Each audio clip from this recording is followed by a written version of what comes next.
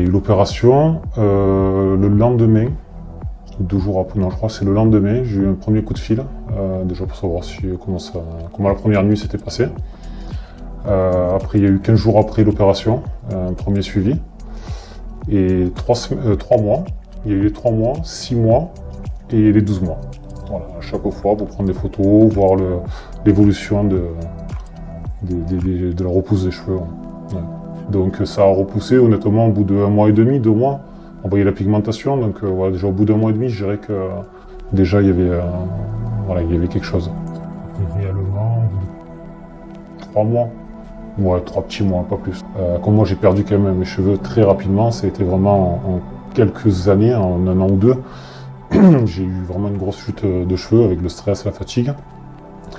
Donc les personnes que j'avais pas vues de quelques années, ça les a pas plus perturbées. Et les nouvelles personnes que je connais, qui m'ont pas connu avant, ne savaient même pas et ne croyaient même pas que c'est possible un résultat pareil, parce que moi c'est ce qu'ils m'ont dit, ouais, c'est naturel, on voit rien. Ça a été plus que négatif.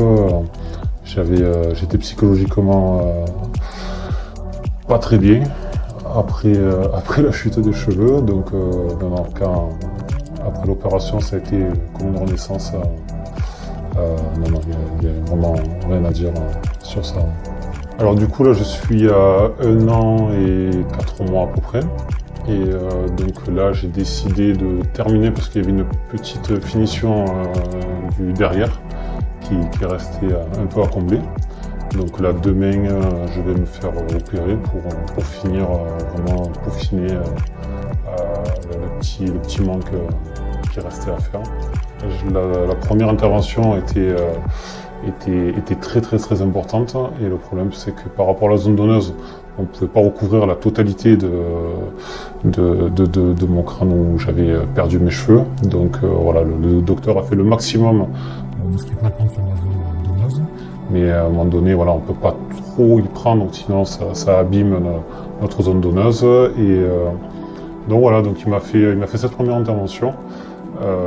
Mais voilà, il reste une petite finition à apporter pour que vraiment le résultat soit nickel. C'est le docteur qui nous dit voilà, qu'il ne faut pas non plus abuser de la zone donneuse, parce que sans la zone donneuse, il n'y a pas d'opération derrière. Donc si on abîme la zone donneuse, voilà, on sait qu'il y a à peu près un peu plus de 80% de repousse à la zone donneuse. Donc après, une fois que ça repousse, on ne voit plus rien. Mais voilà, on ne peut pas non plus en abuser, donc il y a une grosse opération. Donc on n'a pas pu prendre plus que possible.